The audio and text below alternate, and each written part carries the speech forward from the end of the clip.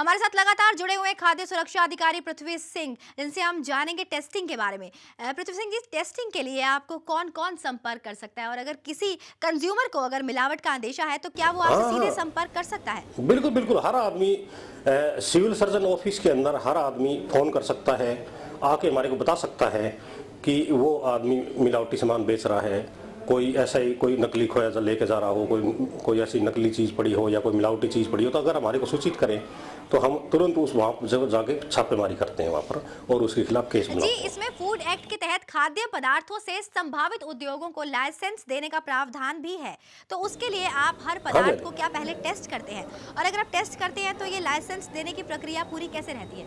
ऐसे जी, मिलावट का जो मेन कारण है वो उसमें उसको कंट्रोलिंग का जो पॉइंट है, मेन कारण लाइसेंसिंग है।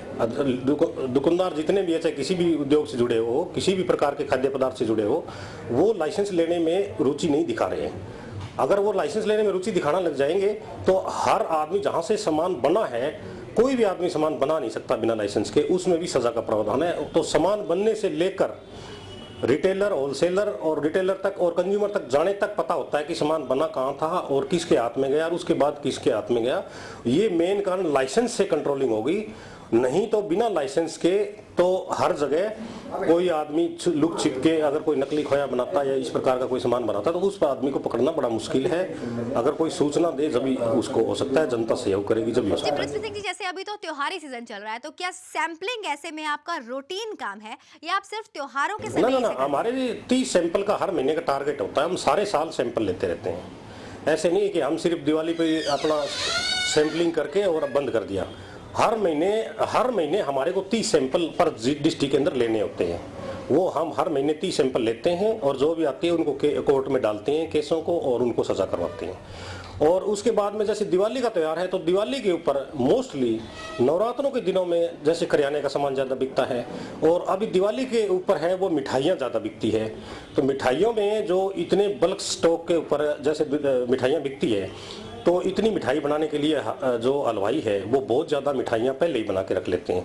15 दिन 20 दिन पहले बहुत ज़्यादा स्टॉक रख लिया तो वो मिठाइयाँ खराब होने का अंदेशा पूरा होता है। फंगस लग जाती है या कलर ज़्यादा डाल देते हैं या वो सड़ जाती है, उससे लोग बीमार हो जाते हैं।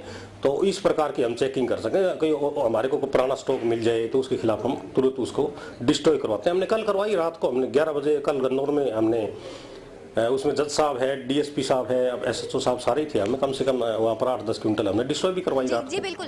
लेकिन जो सैंपलिंग और छापेमारी में जो लोग दोषी पाए जाते हैं, उनकी सजा का क्या प्रावधान है? सजा का वो ये ना कि कितनी मिलावट करता है। सजा के एक्ट में मापदंड है जो मैं अभी आपको बता रहा हूँ कि सजा में जैसे कोई भी अनसेफ चीज आती है तो उसके लिए 6 महीने की सजा है। अगर कोई और ज्यादा बीमार हो जाता है तो उसकी 3 साल की सजा है। कोई और ज्यादा और उससे ज्यादा ग्रीवियस इंजरी हो जाती है 7 साल की सजा है। अगर किसी की डेथ हो जाती है कुछ खाने से, उसमें उम्र कैद भी है।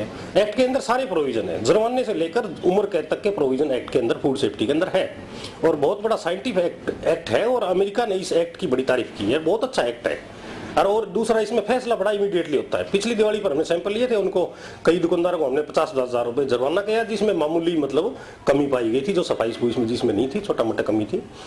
और बाकी जो सैंपल फेल आए हैं उनको कोर्ट में डाल दिया, हम चल रहे हैं। पृथ्वी सिंह जी, आपको बताना चाहेंगे, हमारे चैनल की मुहिम के तहत हमारा कैमरा कई जगह पहुंचा जहां मिलावट के कई मामले सामने आए। कहीं दूध में मिलावट तो कहीं मावे में।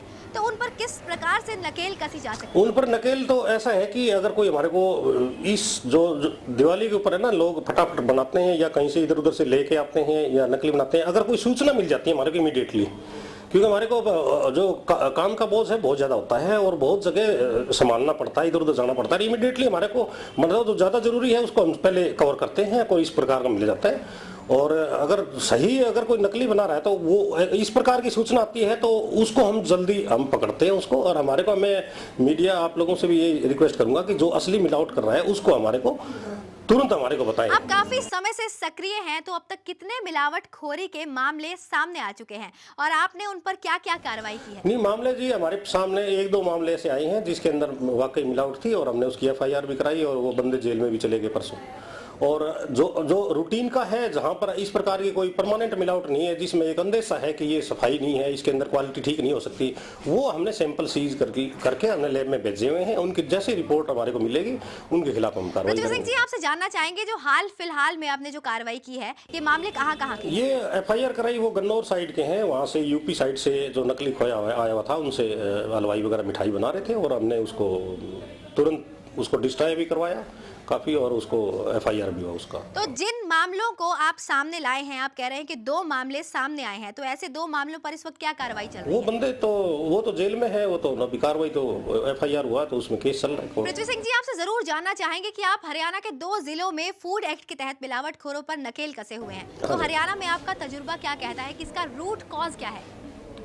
रूट कॉज तो यही है कि लाइसेंस ना होने की वजह से कुछ आदमी ऐसे होते हैं, जैसे कोई बाहर से आके दूसरी जगह से आके और वो अपने नकली मावा वगैरह या नकली चीज़ बना के यहाँ पर सप्लाई कर देता है और उसका मैन्युफैक्चरर का पता नहीं लगता है। मैन्युफैक्चरर का पता जब हो हमारे को कि जो लाइसेंस्ड हो, हमारे को पता मैन्युफैक्चरर जो लाइसेंस्ड है उनका मैन्युफैक्चरर का पता होता है।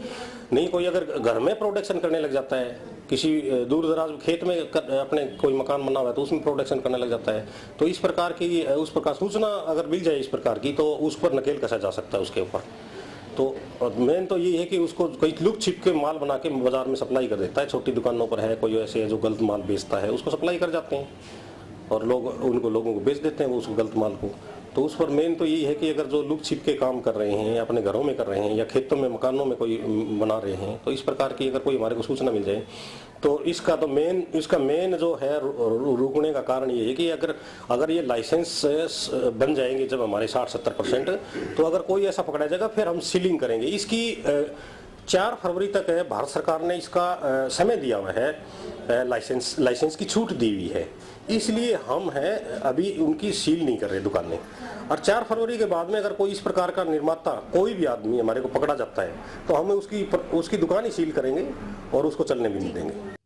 तो ऐसे में समाधान कहीं नजर आ रहा ना है? ना सुधार बिल्कुल है, जागरूकता है लोगों में, दुकानदारों में जागरूकता है, लोग भी बड़े बताते हैं हमारे को, और दुकानदारों में भी काफी जो दुकानदार परमानेंट जिन्होंने दुकानें बनाई हुई है वो दुकानें उनके अंदर बहुत सुधार है। पृथ्वी सिंह जी, आपका बहुत बहुत धन्यवाद इस तमाम मिलावटखोरी के गोरख धंधे पर हमारे साथ बातचीत करने के लिए और हमें विस्तार पूर्वक सब कुछ बताने के लिए। थैंक यू जी, धन्यवाद। ये थे हमारे साथ पृथ्वी सिंह जी, जो सोनीपत और रेवाड़ी से खाद्य सुरक्षा अधिकारी हैं, जिन्होंने हमें सैंपलिंग और टेस्टिंग के बारे में काफी कुछ बताया और ये भी बताया कि कैसे कंज्यूमर्स मिलावटखोरी के गोरख धंधे से बच सकते हैं।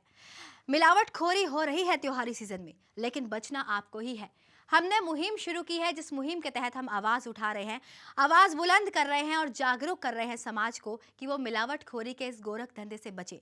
अब बचना आपको ही होगा और आवाज भी आपको ही उठानी होगी।